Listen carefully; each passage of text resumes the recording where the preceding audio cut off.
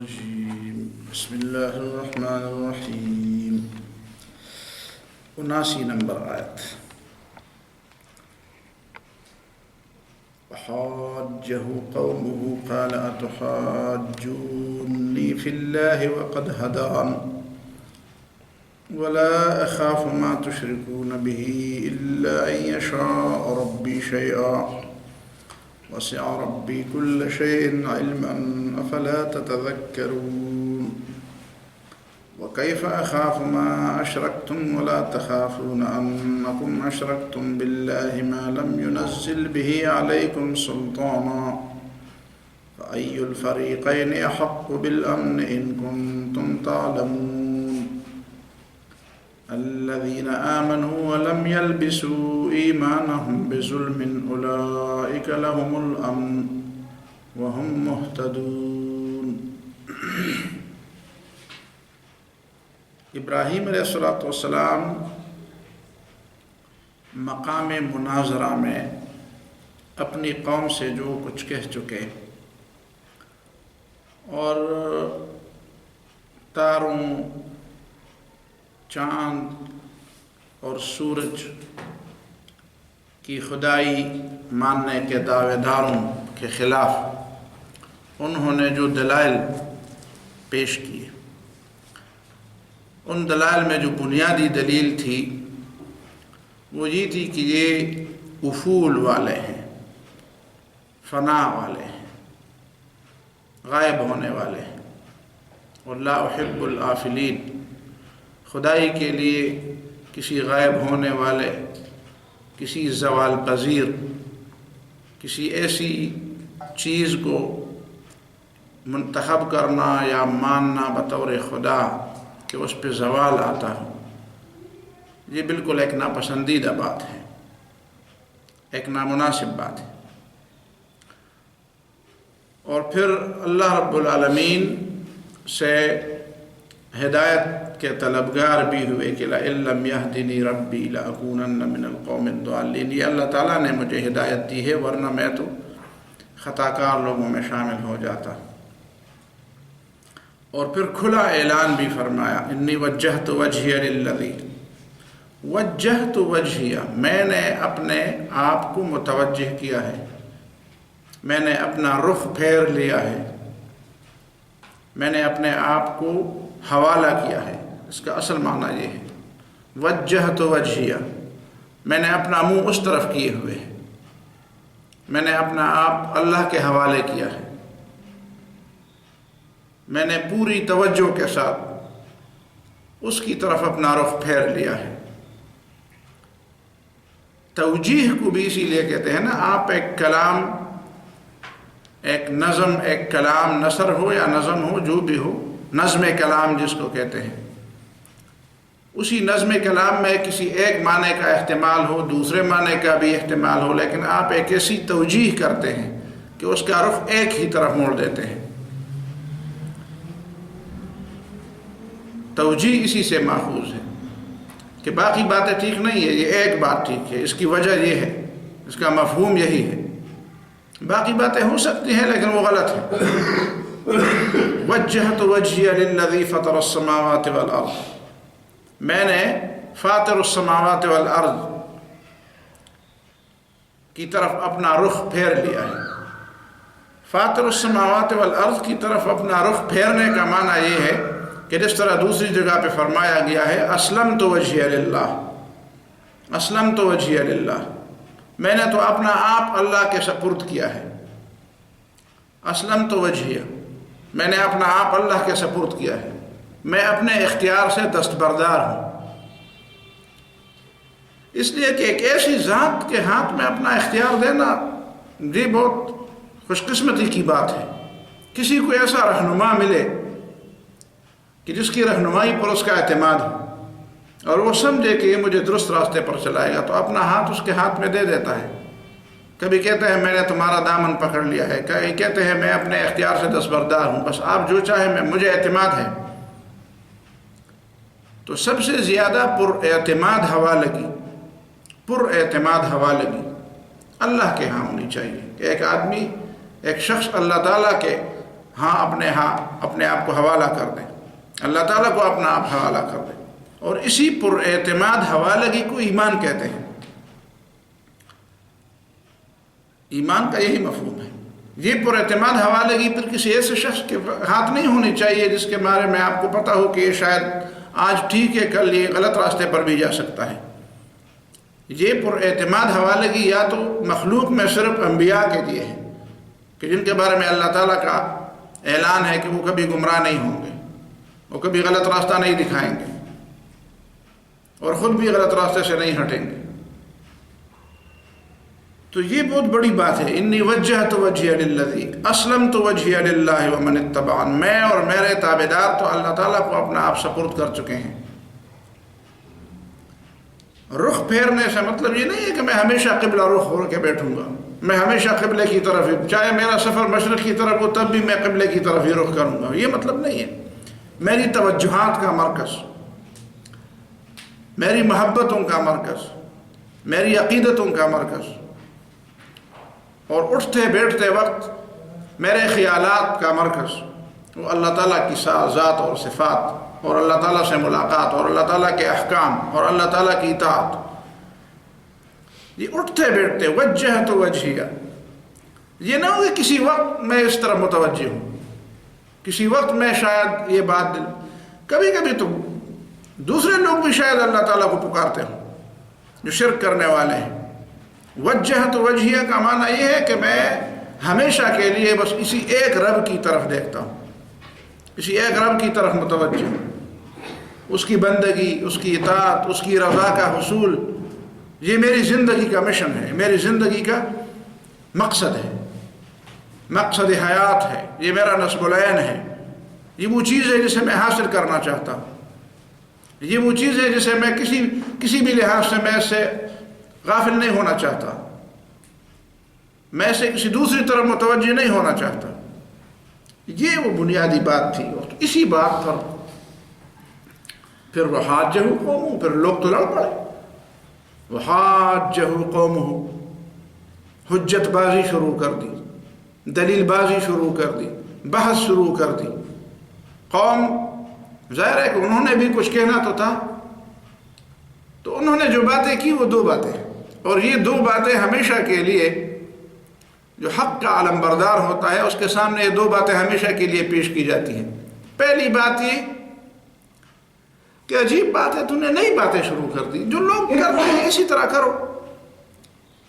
یہ جو ہمارے علاقوں کے ہمارے جو بزرگ ہیں، ہمارے جو بڑے ہیں، ہمارے جو اکابرین ہیں، ہمارے معاشرے کا جو رواج ہے، جو چلن ہے، اسی کے مطابق چلو، اور پھر اس کے لیے کئی مثالیں لوگ پیش کرتے ہیں کہ بھائی معاشرے سے اور معاشرے کی چلن سے اور ماحول سے تم کہاں جاتے ہو، ماحول کے خلاف جا رہے ہو، جو ہماری روایات ہیں تم اس کے خلاف جا رہے ہیں۔ تو ایک بات تو یہ، اور دوسری بات پھر وہ یہ کہتے ہیں کہ معاشرے اور اکابر معاشرے کے خلاف چلنے کا جو نتیجہ ہوگا وہ یہی ہوگا کہ تمہیں نقصان پہنچے گا، تم شاید خسارے میں۔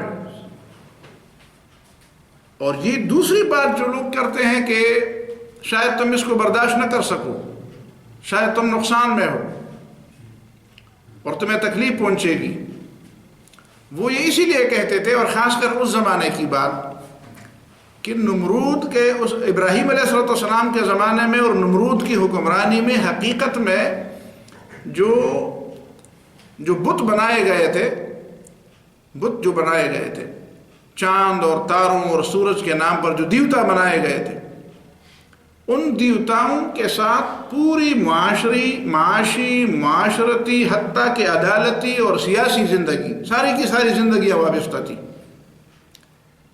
یعنی جو پروہت ہوتے تھے، جو پجاری ہوتے تھے ان بتوں کے، وہ باقاعدہ لوگوں کے درمیان فیصلے کرتے تھے اور ان فیصلوں کو خدا کا فیصلہ سمجھا جاتا تھا۔ سیاسی حکمرانی بھی ان کی تھی۔ نمرود کا بھی یہ دعویٰ تھا کہ میں اس کے ساتھ ایک خاص تعلق ہے، میرے سامنے سجدے کرو گے تو وہ خوش ہوں گے جس کو تم خدا سمجھتے ہو۔ اور معاشی اور معاشرتی جتنے بھی، حتیٰ کہ اس زمانے کے جو آثار لوگوں کے علم میں آئے ہیں، جو کتبے لوگوں کے علم میں آئے ہیں، ان سے تو ایسا پتہ چل جاتا ہے کہ وہاں بے حیائی کا باقاعدہ ایک کاروبار تھا، سود اور اس طرح کی چور بازاری، یہ ایسی چیزیں تھیں جس سے باقاعدہ مندروں کے جو پجاری ہوتے تھے وہ ان مندروں کے نام پر اور ان بتوں کے نام پر بہت بڑی کمائی کرتے تھے، اور کمائی کا کوئی گوشہ ایسا نہیں تھا جس میں انہوں نے پیسہ نہیں لگایا تھا اور اس پر ان کا قبضہ نہیں تھا. اور اس کے باوجود کہ وہ سارے کاروبار بھی معاشرت میں بھی ان کا اثر نفوذ تھا کہ خدا کو خوش کرنا چاہتے ہیں تو ہمیں خوش کر دو، اور معیشت پر بھی ان کے اثرات تھے. سارے کاروبار کے جو بنیادی جو گتھیوں کے جو سرے تھے، جو ڈوروں کے سرے تھے، وہ ان کے ہاتھ تھے، وہ ان کو ہلاتے تھے. اور سیاست اور حکومت اور عدالت اور فیصلے، اور اس پر بالا یہ کہ وہ پھر بھی لوگوں کہتے ہیں کہ پھر بھی شاید اپنے اموال میں، اپنی چیزوں میں، اپنے خوراک کی چیزوں میں، اپنے ساری چیزوں میں ہمارے لیے حصہ مقرر کر دو. اللہ تعالیٰ کو خوش کرو گے، ان بتوں کو خوش کرو گے تو اس کا طریقہ یہی ہے کہ ہمارے سامنے نذرانے پیش کرو، اور نذرانے ان کے نذرانے آتے تھے. آج بھی ایسا ہے.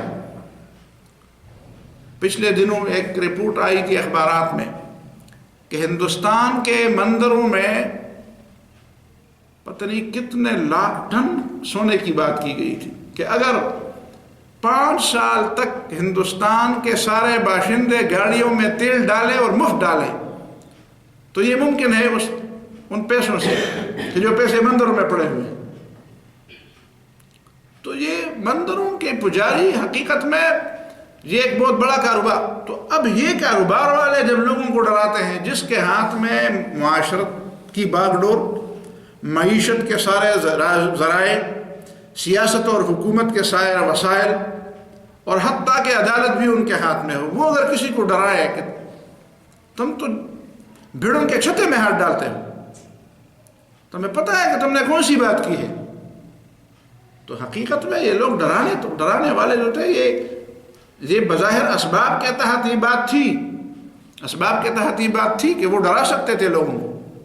اور ابراہیم علیہ السلام کو بھی انہوں نے ڈرایا، لیکن اللہ رب العالمین نے ابراہیم علیہ السلام کے دل میں جو بات ڈالی اور جو بات انہوں نے قوم کے سامنے کی، وہ ایک دائی حق کے لیے بالکل ایک مینار نور ہے. وہ کیا فرمایا؟ وَحَاجَّهُ قَوْمُهُ، اور اس کی قوم نے اس کے ساتھ بحث شروع کر دی. تو بحث میں جو بات تھی وہ تو جواب سے ظاہر ہے. جواب یہ دیا کہ اتحاجونی فی اللہ اتحاجوننی فی اللہ، تم میرے ساتھ اللہ کے معاملے میں جھگڑتے ہو. وقد ہدان، اور یقیناً اللہ رب العالمین نے مجھے ہدایت کی ہے. تم چاہتے ہو کہ میں ان چیزوں کو خدا اس لیے بناؤں کہ ہمارے باپ دادا اسے خدا بناتے تھے. حالانکہ یہ بات غلط ہے. باپ دادا نے اگر غلط کام کیا ہے تو اس کو جاری نہیں رکھنا چاہیے. ماحول اگر غلط راستے پر جا رہا ہے تو ضروری تو نہیں ہے کہ آدمی ماحول ہی کی بات مان لے. وقد ہدان، اللہ نے مجھے راستہ دکھایا ہے، اللہ نے مجھے توفیق دی ہے، اللہ نے مجھے سمجھایا ہے. اور دوسری بات کہ تم مجھے ڈراتے ہو، ولا اخاف ما تشركون به، اور میں تو تمہارے شریکوں سے نہیں ڈرتا. جن چیزوں کو تم نے اللہ کے ساتھ شریک ٹھہرایا ہے میں تو ان سے نہیں ڈرتا. یہ کوئی بت نہیں تھے بے جان کہ ابراہیم علیہ السلام نے یہ اعلان کیا کہ میں ان بے جان بتوں سے نہیں ڈرتا. یہ حقیقت میں دنیا کے تمام نظام کو چلانے کے علمبردار تھے. دنیا کے اس زمانے کے عراقی دنیا کے سیاسی اور معاشی اور معاشرتی اور عدالتی نظام چلانے والے، سارے وسائل پر قبضے کرنے والے، یہ وہ لوگ تھے جن کے ہاتھ میں کچھ تھا. وَلَا أَخَافُ مَا تُشْرِكُونَ بِهِ إِلَّا أَن يَشَاءَ رَبِّي شَيْئًا، ہاں سوائے اس بات کے کہ اللہ جو میرا رب ہے اگر وہ کچھ چاہے تو مجھے تکلیف ہو سکتی ہے. تم خود بطور خود مجھے کوئی تکلیف نہیں پہنچا سکتے ہو. اگر میرے رب کی مرضی ہوئی کہ مجھے کوئی تکلیف پہنچے تو کسی ذریعے سے پہنچے گی. کبھی کبھی تو ایک مچھر بھی آدمی کو تکلیف دے دیتا ہے، کبھی ایک مکھی بھی انسان کو تکلیف دے دیتی، کبھی ایک کانٹا بھی انسان کو تکلیف دے دیتا ہے۔ تو یہ تو ذرائع ہیں، اگر کسی ذریعے سے مجھے تکلیف پہنچتی ہے اور وہ اللہ تعالیٰ نے تمہارے ہی ذریعے سے مقرر کی ہے، تو اس میں کون سی بڑی بات ہے؟ اسی طرح تکلیفیں تو انسانوں کو پہنچتی ہے، کبھی اپنے بچوں کے ذریعے بھی انسان کو تکلیف پہنچے، کبھی اپنے بھائی کے ذریعے بھی انسان کو تکلیف پہنچ سکتی ہے، اس لیے کہ اللہ تعالیٰ کی مشیت ہوتی ہے۔ تو یہ نہیں ہے کہ جس کے ذریعے انسان کو تکلیف پہنچے وہ تکلیف پہنچانے میں قادر مطلق ہے، قادر مطلق صرف اللہ ہے۔ تو اگر اللہ چاہے کہ مجھے کوئی تکلیف پہنچے اور وہ تمہارے ذریعے سے پہنچے، تو اس کا مطلب یہ ہے کہ وہ اللہ تعالیٰ کی مرضی ہے، وہ اللہ تعالیٰ نے چاہا ہوگا، وہ اس وجہ سے نہیں پہنچے گی کہ تم نے چاہا مجھے تکلیف دینا، تمہارے چاہنے سے نہیں ہوگی وہ تکلیف، وہ اللہ کے چاہنے سے ہوگی۔ تو پھر مجھے کیوں ڈر ہے؟ میں پھر اللہ سے کیوں نہ ڈروں کہ تم سے ڈرو؟ تمہارے وسائل اور ذرائع اور تمہاری قوت اور تمہارے اسباب، ان چیزوں سے میں ڈروں۔ وسع ربی کل شیء علما، اور میرے رب کا علم ہر چیز کو شامل ہے، وسیع ہے میرے رب کا علم ہر چیز سے زیادہ وسیع ہے۔ جو چیزیں تم دیکھتے ہو ان ساری چیزوں سے بڑھ کر میرے رب کا علم ہے، اور میرے رب کے علم میں ساری چیزیں ہیں، دونوں معنی ٹھیک ہے۔ جو چیزیں تم دیکھتے ہو ان چیزوں سے میرے رب کا علم بڑھ کر ہے، تم صرف ان دیکھی ہوئی چیزوں کو دیکھتے ہو، ان موجودات کو جو تمہاری نظر کے سامنے ہے، تم صرف ان چیزوں کو دیکھتے ہو، اور میرا رب ان چیزوں سے بڑھ کر دیکھتا ہے، اور ہر موجود چیز کو میرے رب کا علم شامل ہے۔ تم ہر موجود چیز کو تمہارا علم شامل نہیں، جتنی چیزیں موجود ہیں تمہارا علم ان پر حاوی نہیں ہے، اور میرے رب کا علم ہر چیز پر حاوی ہے۔ تو میری حالت بھی اس سے کوئی چھپی ہوئی نہیں۔ وسع ربی کل شیء علما افلا تتذکرون، کیا تم ہوش سے نہیں اٹھتے، ہوش میں نہیں آتے؟ یہ ترجمہ بھی ٹھیک، کیا تم نصیحت نہیں قبول کرتے، کیا تم ہوش میں نہیں آتے؟ اس پورے کارخانے قدرت میں تم یہ نہیں دیکھتے کہ اللہ تعالیٰ کی خدائی اس میں کار فرما ہے، اللہ تعالیٰ کا علم، اللہ تعالیٰ کی حکمت، اللہ تعالیٰ کا ارادہ، اللہ تعالیٰ کی قوت، اس پوری کائنات میں اللہ تعالیٰ کی قدرت اور اللہ تعالیٰ کا علم اور حکمت ہی کار فرما ہے۔ تو کیا تم کب ہوش میں آؤ گے، کب ان چیزوں کو توجہ سے دیکھو گے اور اس سے نتیجہ لو گے؟ وَكَيْفَ أَخَافُ مَا أَشْرَكْتُمْ، پھر اس پر ایک دلیل، تنویری دلیل، اس کو آپ استنارہ کہہ دیں، ایک چیز کو اور بھی کھول کر اور بھی اس کو چمکا کر اور بھی زیادہ اس کو جلا دے کر کسی کے سامنے پیش کرنا۔ وَكَيْفَ أَخَافُ مَا أَشْرَكْتُمْ، اور کیسے میں ڈروں ان چیزوں سے جن کو تم اللہ تعالیٰ نے جن کو تم نے اللہ تعالیٰ کے ساتھ شریک ٹھہرایا ہے۔ وَلَا تَخَافُونَ أَنَّكُمْ أَشْرَكْتُمْ بِاللَّهِ، اور تم نہیں ڈرتے ہو، تم حقیقی خدا سے نہیں ڈرتے ہو اور میں جھوٹے خداؤں سے ڈروں۔ وَلَا تَخَافُونَ أَنَّكُمْ أَشْرَكْتُمْ بِاللَّهِ، اور تم نہیں ڈرتے ہو کہ تم نے اللہ تعالیٰ کے ساتھ ایسی چیزوں کو شریک کیا ہے مَا لَمْ يُنَزِّلْ بِهِ عَلَيْكُمْ سُلْطَانًا، کہ جن کے لیے اللہ تعالیٰ نے تمہارے پاس کوئی دلیل نہیں اتاری ہے۔ یہ نہیں فرمایا کہ تمہارے پاس کوئی دلیل نہیں ہے، کبھی یہ بھی فرمایا، لیکن یہاں یہ فرمایا کہ اللہ تعالیٰ نے اس کی بارے میں کوئی دلیل نہیں اتاری ہے۔ یعنی جو بہت اہم معاملہ ہوتا ہے عقائد کے حوالے سے، انسانی زندگی کے حوالے سے، تو اس کے بارے میں اللہ تعالیٰ کی طرف سے کوئی دلیل ہونی چاہیے۔ وہاں پہ ایسی ادھر ادھر کی دلیلیں کام نہیں دیتی، ادھر ادھر کی دلیلوں سے وہ ایمان کا مسئلہ حل نہیں ہوتا، عبادت اور بندگی کا مسئلہ حل نہیں ہوتا۔ عبادت اور بندگی کس کی ہونی چاہیے، خوف کس سے کھانا چاہیے، امید کس سے ہونی چاہیے، بندگی کس کی ہونی چاہیے، ایسے معاملات میں ادھر ادھر کی چھوٹی چھوٹی دلیلیں جو بعض معاملات میں شاید کام دے وہ اس معاملے میں کام نہیں دیتی۔ یہ بہت اہم معاملہ ہے، یہ بندگی کا معاملہ بہت اہم معاملہ ہے، یہ معاملہ بہت اہم ہے انسانی زندگی میں کہ اس کا نصب العین کیا ہو، وہ عقیدہ کیسے رکھے، وہ اپنی زندگی کس نظام کے تحت گزارے، وہ بات کس کی مانے، وہ خدا کس کو مان لے، اور وہ بندگی کس کی کرے۔ یہ ایسا معاملہ ہے جس میں ادھر ادھر کی چھوٹی چھوٹی دلیلیں کام نہیں دیتی۔ ما لم ينزل به علیکم سلطانا، اسی کے لیے اللہ تعالیٰ کی طرف سے کوئی واضح دلیل ہونی چاہیے۔ سلطان ایسی دلیل جس سے قوت پکڑ لے آدمی، جس سے بات کے اندر قوت پیدا ہو، بات کے اندر ایک قوت پیدا ہو، ایسی دلیل اللہ تعالیٰ کی طرف سے نازل کی جاتی ہے۔ فَأَيُّ الْفَرِيقَيْنِ أَحَقُّ بِالْأَمْنِ، اب پھر ان کو جھنجھوڑا جاتا ہے، خواب سے بیدار کیا جاتا ہے کہ دیکھو ایک طرف تم ہو اور ایک طرف ہم ہیں۔ تم مجھے کہتے ہو کہ تم اپنے آپ کو مامون اور محفوظ رکھو، ایسے دائرے میں آ جاؤ جہاں تمہیں کوئی خوف و خطر نہ ہو، جہاں تمہیں دل جمعی ملے، جہاں تمہیں امن ملے، جہاں تم بے خوف و خطر زندگی گزار سکو۔ تم مجھے کہ تو شرک میں آ جاؤ، شرک میں آ جاؤ گے تو بے خوف و خطر زندگی گزارو گے۔ تم مجھے یہ دعوت دیتے ہو، شرک میں آ جاؤ تو دل جمعی کے ساتھ زندگی گزارو گے، شرک میں آ جاؤ تو امن کے ساتھ زندگی گزارو گے۔ تم مجھے یہ کہتے ہو، میں تمہیں یہ کہتا ہوں کہ توحید کے نظام میں آ جاؤ، اللہ کی بندگی کے نظام میں آ جاؤ، خالق کائنات کی بندگی کر لو، تمہیں امن ملے گا، تمہیں بے خوفی ملے گی، تم خوف و خطر سے نکل جاؤ گے۔ اور تم مجھے کہتے ہو کہ نہیں، خدا کی بندگی میں تم خوف و خطر میں ہو، اور شرک میں آ کر تم خوف و خطر سے بچ سکتے ہو۔ میں کہتا ہوں تم سب سے زیادہ خطرے میں ہو کہ تم شرک کے دائرے کے اندر ہو۔ تو یہ ایک دو انتہائیں ہیں، تم بھی ایک انتہا میں ہو، میں بھی ایک انتہا میں ہوں۔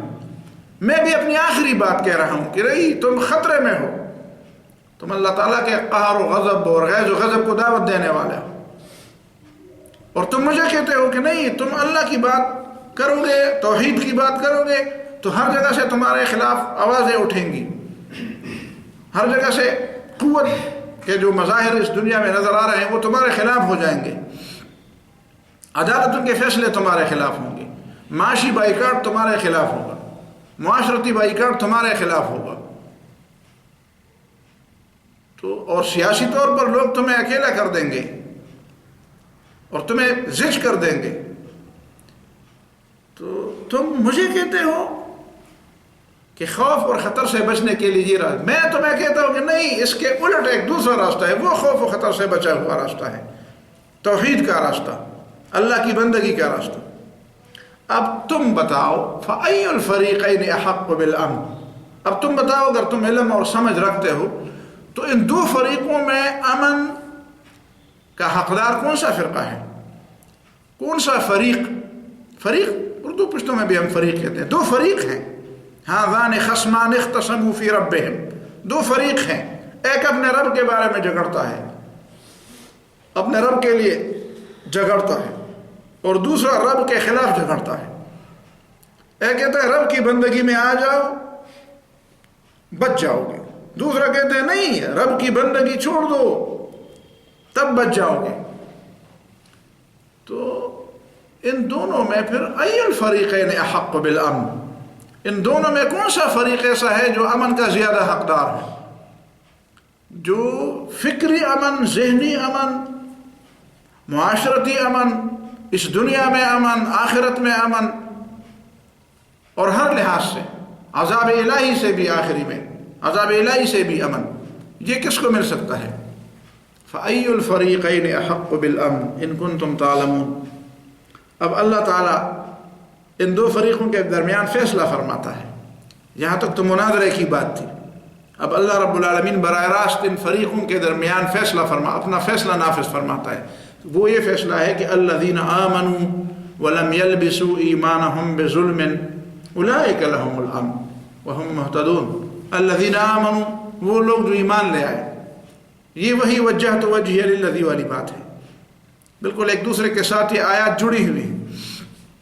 الذین آمنوا، وہ لوگ جو اپنا آپ اللہ کے حوالے کر دیں، جو اللہ پر اعتماد کر دیں، پر اعتماد حوالگی، پر اعتماد حوالگی، حوالگی یہ اسلام کا معنی ہوا، اور پر اعتماد حوالگی یہ اعتماد، یہ ایمان کا معنی ہوا۔ تو ایمان اور اسلام دونوں کو جمع کریں گے تو اس کا سادہ معنی ہوگا اللہ تعالیٰ کو اپنا آپ پر اعتماد حوالہ کرنا، ایک ایسے اعتماد کی بنیاد پر کہ نہیں، میں ضائع نہیں ہوں گا، پھر میری زندگی، مجھے پھر غلط راستے کا کوئی خطرہ نہیں ہوگا، میرے ضائع ہونے کا کوئی خطرہ نہیں ہوگا، پر اعتماد حوالگی والے جو ایمان لے آئے، وَلَمْ يَلْبِسُوا إِيمَانَهُمْ بِظُلْمٍ، لیکن پھر اپنے ایمان کو ظلم کے ساتھ گڑبڑ نہ کر دیں۔ ظلم سے مراد یہاں پہ شرک ہے۔ صحابہ کرام نے پوچھا، اے اللہ کے رسول، أَيُّنَا لَمْ يَظْلِمْ، ایسا کون ہوگا جس نے ظلم نہیں کیا ہوگا؟ ظلم کا معنی تو زیادتی ہے، وضع الشیء فی غیر موضعہ، نامناسب کام، کسی کو وہ مقام نہ دینا جو اس مقام کے لیے ہے یا جس کے لیے وہ مقام ہے، یہ بھی ظلم ہے۔ تو اینا لم یظلم، ہم میں سے کون ہوگا جس نے ظلم نہیں کیا ہوگا؟ اور اللہ تعالیٰ نے تو امن کو اس ایمان کے ساتھ مشروط کر دیا جس کے ساتھ ظلم نہ گڑبڑ کیا جائے۔ تو نبی صلی اللہ علیہ وسلم نے فرمایا کہ یہاں بھی ایمان سے مراد ہے، ظلم سے مراد ہے شرک۔ جس طرح حضرت لقمان نے اپنے بیٹے کو نصیحت کی کہ یا بنی لا تشرک باللہ، بیٹے اللہ کے ساتھ کسی کو شریک نہ کرو، اس لیے کہ ان الشرک لظلم عظیم، شرک بہت بڑا ظلم ہے۔ تو ایمان لانے کے ساتھ وہ شرکیہ اعمال نہ کرے، ایمان لے آئے لیکن شرک نہ کرے ساتھ۔ کچھ لوگ ایمان اور شرک دونوں آپس میں خلط ملط کرتے ہیں۔ وما یؤمن اکثرهم باللہ الا وهم مشرکون، مومنوں میں، یہ ایمان کا دعویٰ کرنے والوں میں اکثر ایسے لوگ ہیں جو ایمان کا دعویٰ بھی کرتے ہیں اور شرک بھی ساتھ کرتے ہیں، تو وہ اپنے ایمان کو شرک کے ساتھ آلودہ کرتے ہیں، گڑبڑ کرتے ہیں۔ تو پھر وہ ایمان کا ظاہر ہے کہ وہ ایمان کا جو نتیجہ ہوتا ہے یا ایمان کے جو اثرات ہوتے ہیں، جو فائدے ہوتے ہیں، وہ فائدے پورے طور پر نہیں آتے۔ اگر آپ کسی چیز کو ملاوٹ والی چیز قرار دیں، ایک چیز ہے آپ اس میں ملاوٹ کر دیں، تو ظاہر ہے کہ جو بغیر ملاوٹ کی کوئی چیز ہوگی اس کے جو اثرات ہوں گے وہ ملاوٹ والی چیز کے اثرات تو نہیں ہو سکتے، ظاہر کہ اس کے اثرات پھر ادھورے ہوں گے، نامکمل ہوں گے۔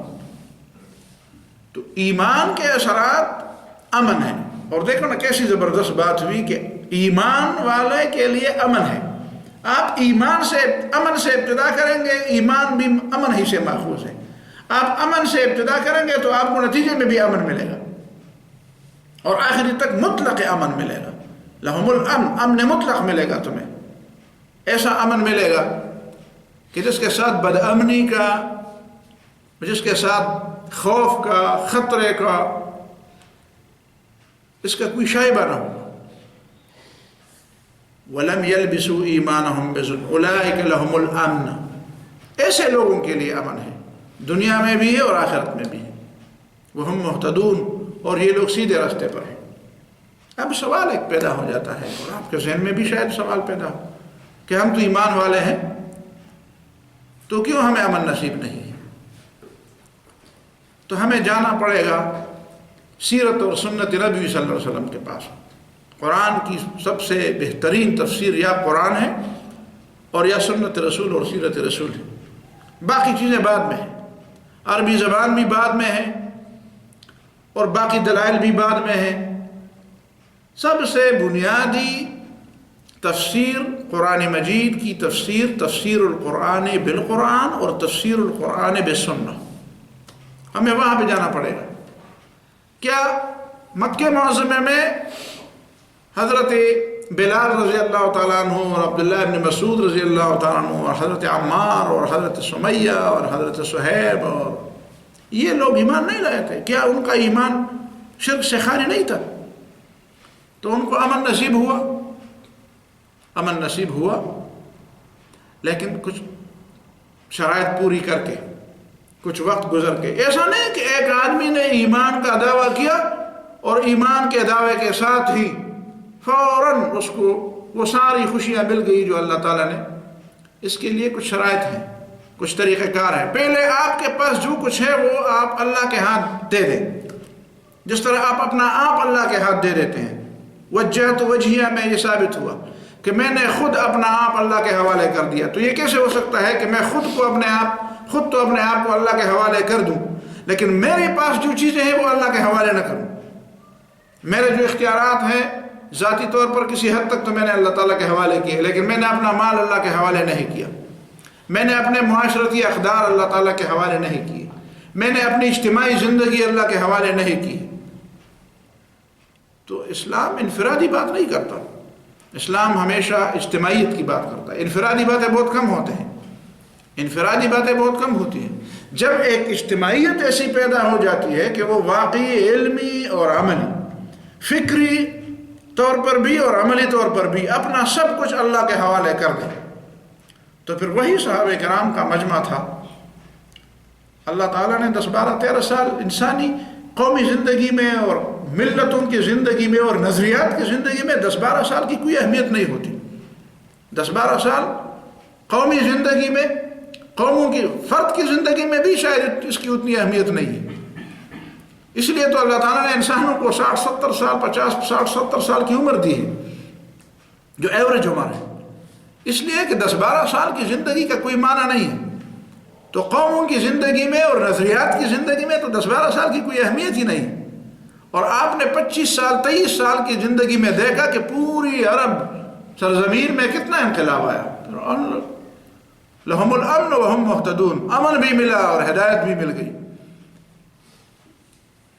تو اگر اس دور کے اندر بھی لوگ اپنا جو کچھ ان کے پاس ہے، وجہت وجہی للذی فطر السماوات والارض، ہم نماز میں تو اس طرح کے دعائے کرتے ہیں. اور ایک درمیان میں چھوٹی سی بات ہو جائے کہ وہ نماز ہی میں یہ پڑھنا چاہیے. حدیث میں جو بات آئی ہے انی وجہت وجہی للذی فطر السماوات والارض، وہ سبحانک اللہم و بحمدک ثنا جو ہے وہ ثنا کی طرح تکبیر کے بعد ہے. ہمارے یہاں اکثر لوگ جو ہے نا جب تکبیر ہوتی ہے تو اس وقت کہتے ہیں انی وجہت، اور تکبیر بعد میں پڑھتے ہیں، نماز کے اندر نہیں پڑھتے، نماز سے پہلے پڑھتے ہیں. تو پڑھنا بھی چاہیے اور توجہ سے پڑھنا چاہیے کہ واقعی یہ جو دعویٰ ہم کرتے ہیں، ایک ایسا دعویٰ ہم کرتے ہیں اللہ تعالیٰ کے سامنے جب کھڑے ہوتے ہیں، جب ہمارا ضمیر اور ہماری فکر سوچ یہ ہوتی ہے کہ ہم اللہ کے سامنے کھڑے ہیں، اور اس وقت ہم کہتے ہیں وجہت وجہی للذی، حالانکہ ہم نے کچھ بھی اللہ کے حوالے نہیں کیا. ہم نے اپنا معاشی نظام اللہ کے حوالے نہیں کیا، ہم نے اپنا سیاسی نظام اللہ کے حوالے نہیں کیا، ہم نے اپنا عدالتی نظام اللہ کے حوالے نہیں کیا، ہم نے اپنا حکومتی نظام اللہ تعالیٰ کے حوالے نہیں کیا. کون سا نظام؟ اپنا تعلیمی نظام ہم نے اللہ تعالیٰ کے حوالے کیا ہے، اپنے منڈی اور بینکوں کا نظام ہم نے اللہ تعالیٰ کے حوالے کیا ہے. تو کیسے کہتے ہیں کہ ہم نے اپنے آپ کو اللہ کے حوالے کیا؟ یہ حقیقت میں بس ہم ویسے کہہ دیتے عادت کے طور پر، عادت کے طور پر کہہ دیتے. اگر عادت کے طور پر نہ کہے ہوتے، سلمان رضی اللہ تعالیٰ، سلمان فارسی رضی اللہ تعالیٰ ان کے سامنے کسی نے کوئی تھا، غیر صحابی تھا، تابعی تھا، تو اس نے جب یہ آیت پڑھی تو وہ بڑا گھبرایا اور حضرت سلمان کے پاس آیا. سلمان مجھے بتاؤ یہ کیا ہے؟ امن، عذاب سے امن اور اللہ تعالیٰ کے خوف سے امن، یہ اس بات پہ مشروط ہے کہ لم یلبسوا ایمانہم بظلم. تو وہ بے چین ہو جاتے تھے لوگ کہ کہیں ہمارا یہ امن جو آج ہے ہم سے چھین نہ جائے. تو ایسی بے چینی ہونی چاہیے. اب لوگ جو ہے نا اس کے لیے بے چین نہیں ہے، بالکل بے خوف ہے، وہ سمجھتے ہیں کہ ہمیں کوئی خطرہ ہی نہیں ہے. تو صرف دعوے کی بنیاد پر تو ایسا نہیں ہوتا. اللہ تعالیٰ تو وعدہ خلافی نہیں کرتا، اللہ تعالیٰ تو کبھی بھی وعدہ خلافی نہیں. ان اللہ لا یخلف المیعاد. مسئلہ یہ ہے کہ بات ہماری بات میں، ہمارے وعدے میں کچھ گڑبڑ ہے. اور پھر یہ بھی ذہن میں رہے کہ انفرادیت سے یہ کام نہیں چلے گی. یہ کام انفرادی طور پر جب تک ایک جماعت نہ ہو، جب تک کچھ لوگ نہ ہوں، جب تک ایک پوری قوم، ساری اجتماعیت اس بات پہ آمادہ نہ ہو کہ ہم اللہ کے ہاتھ اپنا سب کچھ بیچ دیں گے، حوالہ کر دیں گے. اب ہم تو کہتے ہیں کہ اللہ نے فرمایا کہ سود حرام ہے اور سود سے تباہی آتی ہے، اور ابھی تک مسلمانوں کا عقیدہ یہ نہیں رہا کہ سود سے تباہی آتی ہے کہ سود چھوڑ کر تباہی آتی ہے. اللہ تعالیٰ فرماتے ہیں سود سے تباہی آتی ہے. قوم کہتی ہے سود چھوڑ کر تباہی آئے گی. کہتے ہیں ہم دنیا میں الگ نہیں رہ سکتے، ہم دنیا سے کیسے الگ رہ جائیں؟ ہم سود چھوڑیں گے تو ہم پوری دنیا سے الگ تلگ ہو جائیں گے، تو مر جائیں گے، تباہ ہو جائیں گے. تو کیسے آپ کہتے ہیں کہ وجہت وجہی للذی؟ صرف نماز میں ہم کہتے ہیں، بطور زبانی طور پر کہتے ہیں، معنی بھی ہمیں پتہ نہیں چلتا، مفہوم کا بھی ہمیں پتہ نہیں چلتا، اس دعوے کی کوئی تصدیق بھی ہمارے پاس نہیں ہے، اور کہتے ہیں ہمیں امن ہونا چاہیے، اور کام بے امنی کے لیے کرتے ہیں. الذین آمنوا ولم یلبسوا ایمانہم بظلم. پوری دنیا کو آپ یہ بتائیں، یہ تو آپ کا فرض تھا، اور ہر دن گزرتا ہے تو اس فرض میں مزید اضافہ ہو جاتا ہے کہ دنیا جو تباہی کی طرف جا رہی ہے اور خود آپ کو بھی ڈرا رہی ہے کہ ہم بھی ڈوبیں گے اور تم کو بھی لے ڈوبیں گے، ہم تو تمہاری وجہ سے ڈوبے ہوئے ہیں اور تم نے یہ سارا کچھ گڑبڑ دنیا میں پھیلایا ہوا ہے۔ آپ تو امن کے علم بردار تھے، آپ دنیا کو یہ بتا دیتے کہ ہم نے تو جو سبق پڑھا ہے وہ تو امن کا سبق تھا، اس میں تو تمہارے لیے بھی عزت ہے، تمہارے لیے بھی سلامت، ہمارے لیے بھی ہے، تم بھی اس راستے کو اختیار کرو گے۔ لیکن وہ قوم اور وہ ملت جس کی ذمہ داری پوری دنیا میں امن قائم کرنے، اب ہر دیوار پر لکھا جا رہا ہے کہ ساری دنیا میں بدامنی ان لوگوں کی وجہ سے، اور کوئی ہے نہیں جو بولے، جو حقائق ہے وہ بھی نہیں بولتے اور جو حقائق ہے وہ مانتے بھی نہیں، پھر بھی مسلمان اسلام کی طرف نہیں آتے۔ بھائی جس اسلام کی وجہ سے تمہارے سر کے اوپر یہ تپڑ پڑتے ہیں، جو تپڑ تمہارے اوپر پڑتے ہیں، جو بم تمہارے سروں پر گرتے ہیں، بھائی اس کا بھی تو بیدار ہو جاؤ نا۔ افلا تتذکرون، خواب سے بیدار نہیں ہوتے، ہوش میں نہیں آتے۔ تو تمہاری ذمہ داری تھی کہ تم دنیا کو امن کا راستہ دکھاؤ۔ اب دنیا تمہیں بے امنی کا علم بردار سمجھتی ہے، تمہیں خوف کے سفیر سمجھتے ہیں وہ، حالانکہ تم امن کے سفیر تھے۔ پھر اسی ایمان کی طرف، پھر اسی اپنی اصل بات کی طرف آ جاؤ۔ جب ساری دنیا گمراہی میں تھی، جب دنیا نے آپ کو سمجھ لیا تو انہوں نے خوش آمدید کہا۔ آپ کہیں سے جا رہے تھے، انہوں نے آپ کا دامن پکڑ لیا کہ آپ نہ جائیں۔ اسلامی تاریخ میں ہزاروں واقعات ایسے ہیں، مسلمان حکمران کسی ذریعے سے، کسی وجہ سے ایک ملک کو چھوڑ رہے ہیں اور کہتے ہیں اپنا جزیہ واپس لے لو، ہم تمہاری حفاظت نہیں کر سکتے۔ وہ رو رہے ہیں کہ آپ جائیں گے تو ہماری حفاظت کون کرے گا؟ آپ کی وجہ سے تو ہمیں امن نصیب ہوا۔ یہی یہودی تھے، کسی زمانے میں ہمارے پناہ میں تھے، جہاں پہ ہم یورپ میں ہماری حکومتیں تھی، سسلی میں اور فرانس کے کئی حصوں میں اور اسپین میں، تو ان کو کہیں بھی امان نہیں ملتا تھا، ہمارے ہاں آ کے ان کو امن ملتا تھا۔ تو اب تمہیں کیا ہو گیا ہے؟ پھر اس پرانے اپنے اصل کی طرف رجوع کر لو، پھر اس بنیاد کی طرف واپس آ جاؤ۔ الذین آمنوا ولم یلبسوا ایمانہم بظلم، ایمان لے آؤ، اپنے ایمان پر دوبارہ نظر ڈالو، کیسے ایمان لائے ہو تم؟ اجتماعی طور پر توبہ کر لو، اجتماعی طور پر اپنا آپ اللہ کے حوالے کر دو۔ اور یہ کون سی بات ہوئی کہ اللہ کے نام پر ایک ملک حاصل کیا اور پھر اسی قوم کے ساتھ دھوکہ کرتے ہو کہ نہیں اب تو اس میں سوچیں گے؟ اس وقت تم نے یہ بات کیوں نہیں کی جب پاکستان حاصل کرتے وقت جلسوں میں یہ باتیں اور یہ نظمیں پڑھی جاتی تھی کہ پاکستان کا مطلب کیا لا الہ الا اللہ؟ اس وقت یہ بات کیوں نہیں کرتے تھے کہ نہیں چھوڑو ابھی لا الہ الا اللہ نہ کہو، ہم بعد میں دیکھیں گے کہ کیا نظام ہوگا وہاں پہ؟ تو اس دھوکے کا کیا مطلب ہے؟ خدا کو دھوکہ دینے چاہتے ہو، اپنی قوم کو بھی دھوکہ دینے چاہتے ہو، تو پھر یہ نمازیں کیوں پڑھتے ہو؟